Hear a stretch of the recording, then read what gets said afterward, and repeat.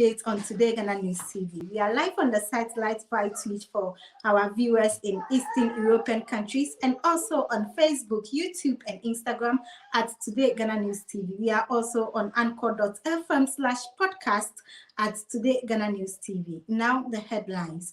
NPP government nearly collapsed and discredited Bank of Ghana, Honorable Isaac Abongo.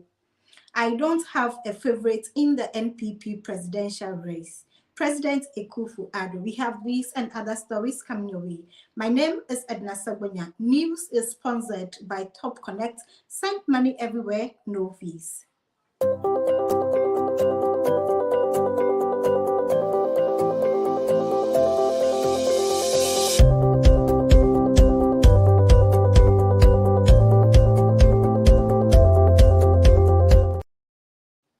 To our first story, President Akufo-Addo has denied claims that he is using party machinery to support the candidature of Vice President Dr. Bawumia ahead of the party's presidential elections. He also denied claims that he is intimidating party members to back the vice president. It was made by your director, by some in the party, that government is somehow allegedly, quote, intimidating or, quote, coercing party faithful to throw their support behind one of the presidential aspirants, the vice president. I want to say in very clear terms to you and to the world, it is a false and malicious narrative. There's not a single truth. There is not a single person in the NPP who can say that I have asked him or her to support this or that aspirant. I have not set out to dismiss any MMDC or any political appointee because they are supporting a particular aspirant. No minister, no deputy minister has been thrown out of his job or even been threatened because of their support for their preferred presidential aspirant. The members of my cabinet who are openly campaigning for particular candidates, who's not the vice president. It has not affected their presence in the cabinet. There's been no indication to them whatsoever that somehow or other I am disturbed by what they're doing. It's their right. They're party people. They can make whatever choice that they want, like all of you. I don't see what we gain by attacking the record of our own government. When you do that, then you become then party candidate. What are you going to tell the people of Ghana? Every NPP person, communicator, or whoever you are who is a supporter of the party, it's your duty to. In a sharp response, NPP presidential flag bearer hopeful Engineer Kwabena Ejapon has called on the president to intervene in the use of heads of public institutions for political campaigns. Kwabena Ejapon was reacting to President Akufo-Addo's statement about not having a favorite in the presidential race. When you have a lot of president's appointees, not ministers. Ministers are political, so they can do what they want to do, but public officers like the managing director of Bui Dam, or like the managing director of State Transport Corporation, or the director general of Ghana Lotteries, any of the public institutes, State Housing Corporation, the managing director, these are public officers who should respect the rules of corporate governance. You are put in place, you work for Ghana. It's a political appointment. We accept that. You can support people quietly. But outwardly, leaving your job and joining the campaign trail, I think is unacceptable. It goes, for me, against governance procedures. And I think that if you were a political appointee, what the president could have done was either ask the chief of staff to rein them in. Because that is what is creating that impression. It's not, coming out of nowhere.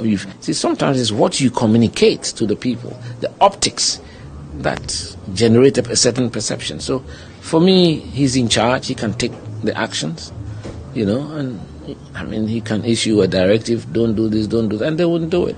And nobody will be able to say he's supporting A or B. Let's do things that don't send the wrong precedents for the.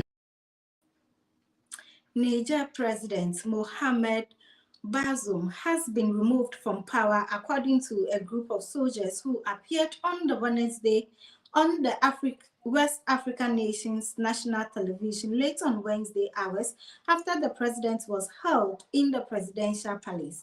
Meanwhile, the Economic Community of West African States, ECOWAS, has called for the reinstatement of the former president and also to return the country to its constitutional rule. We have been joined on the line by security consultant Mr. Richard Kumado to help us understand what is really happening. Welcome to News Update.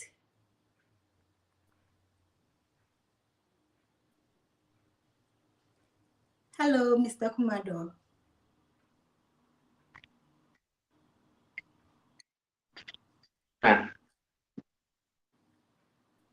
Welcome to News Update.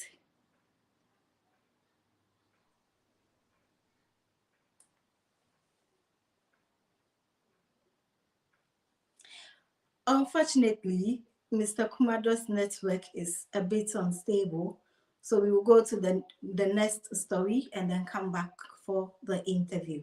The minority group leader in Parliament, Honorable Arthur Forson, has also described the managers of Ghana's economy as mismanagers led by Vice President Dr. Mahamudu Bawumia. Ghana's new IMF program. Again, Mr. Speaker, it must also be made clear that this is the worst form of an IMF program since Mansa Musa went on the famous pilgrimage to Mecca. Mr. Speaker, Ghanaians must understand that clearly it is not the IMF which has imposed these horrible conditionalities on austerity on them. In fact, it is rather the government of President Nana Addo Dankwa Akufo-Addo and the economic mismanagement team led by Alhaji Bawumia that has imposed these horrible conditionalities on the people of Ghana. Mr. Speaker, this is the only IMF program that came with debt restructuring. Again, it should be noted that this is the first in the history of the Republic of Ghana. This debt restructuring program has impoverished the rich, the middle class, and to a larger extent, the poor. Mr. Speaker, this same debt restructuring has rendered our banking and financial institutions insolvent, virtually bankrupt. Unfortunately, Mr. Speaker, almost all our banks, non-bank financial institutions, and insurance companies declared huge losses in 2022 as a result of government recklessness and mismanagement, which resulted in this debt restructuring. Mr. Speaker, our country is in distress, our people are in despair, and most Ghanaians have lost hope in this incompetent MPP administration. Mr. Speaker, all the hardships we are seeing and experiencing are avoidable. In fact, these hardships are needless. Right, Honorable Speaker, the level of economic adjustment that we have witnessed in the last 12 months have never happened in the history of Ghana. This is the worst economic adjustment we have seen, even times-scarred what we are seeing so far. Inflation rose to a hyper level of 54.1 in 2022. This is unprecedented in the history of the Fourth Republic. Right, Honorable Speaker, the Ghana cedi depreciated from 6 Ghana cedi to $1 to over 15 Ghana cedis to $1 in the year 2022. Mr. Speaker, this is over 100% depreciation on a straight line calculation. Mr. Speaker, depreciation coupled with inflation have reduced the rich to a middle class, and above all, the poor have become poorer. Mr. Speaker, the Bank of Ghana printing of money caused the depletion of Ghana's external reserves, which resulted in the unprecedented depreciation of the Ghana cedi, which obviously is the main cause of the inflation we are seeing so far. Mr. Speaker, an estimated 850,000 Ghanaians were reported by the World Bank to have pushed further down the poverty line in 2022 alone due to the inflation we experience. Mr. Speaker, the government admitted in paragraph 2 of the Memorandum on Economic Policy that was sent to the IMF that the illegal printing of money by the Bank of Ghana, which was supervised by the economic mismanagement team led by Mr. Strategist, caused this hyperinflation of 54.1% in the year 2022. Mr. Speaker, after spirited denial by the Bank of Ghana and the government, now thanks to the IMF, the government has come to admit that indeed the Bank of Ghana printed money to finance its over-bloated expenditures in the year 2022. Mr. Speaker, paragraph 8 of the IMF staff report further gives further details that the Bank of Ghana illegally printed over 45 billion Ghana cedis, representing 7.2% of GDP in 2022 alone, and another 35 billion in 2000, first in the history of Ghana. Mr. Speaker, the Bank of Ghana is certainly a crime scene. Certainly a crime scene.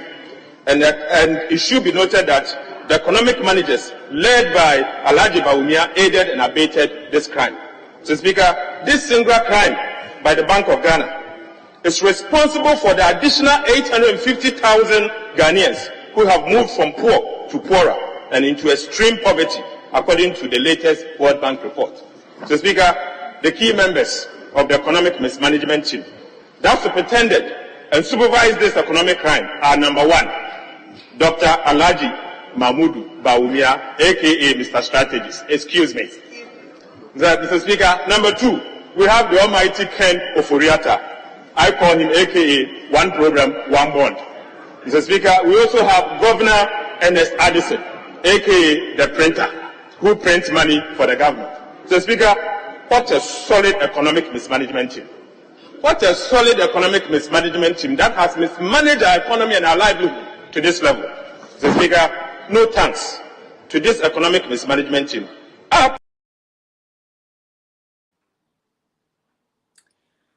Okay, we have Mr. Richard Kumado on the line. Hello, Mr. Richard.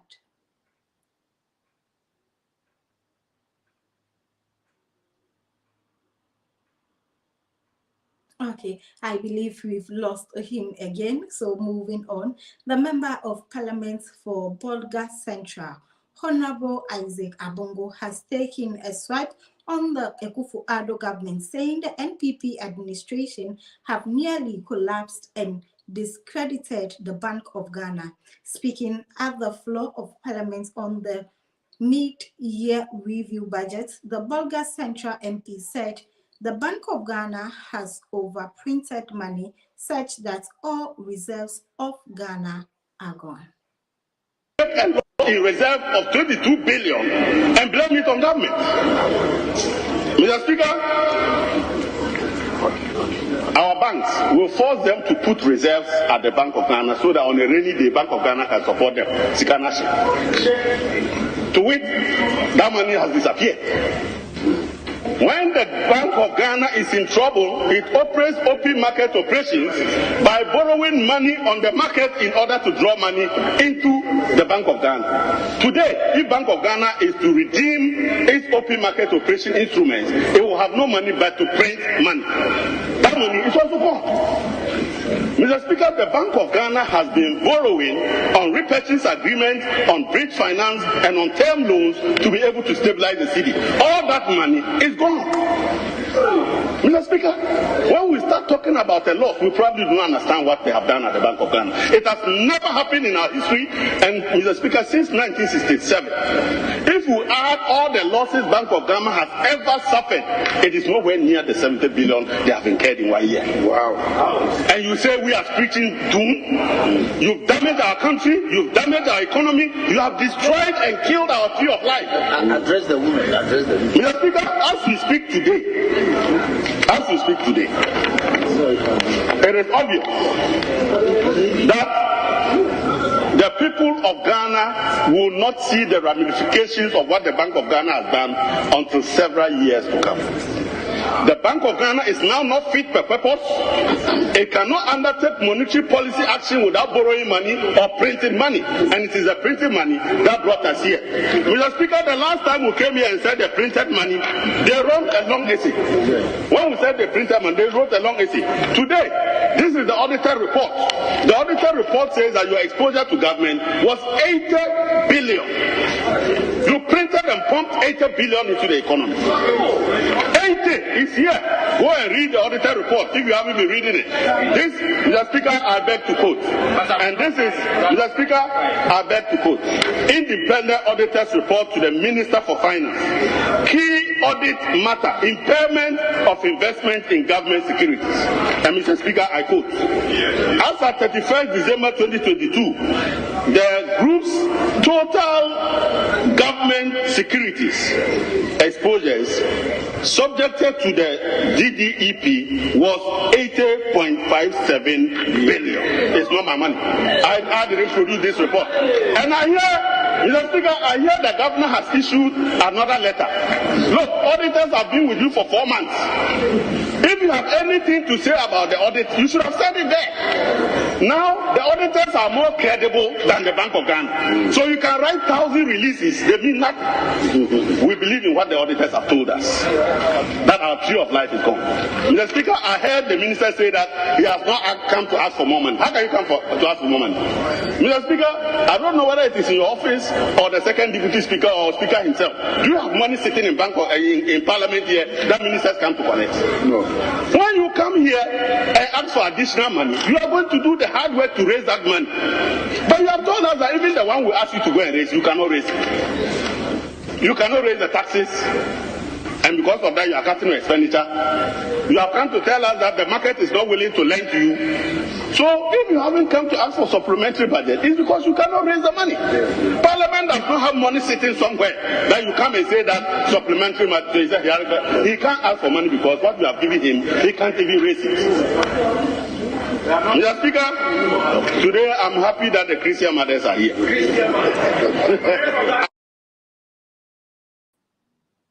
Okay, we have Mr. Kumado on the line again. Hello, Mr. Kumado.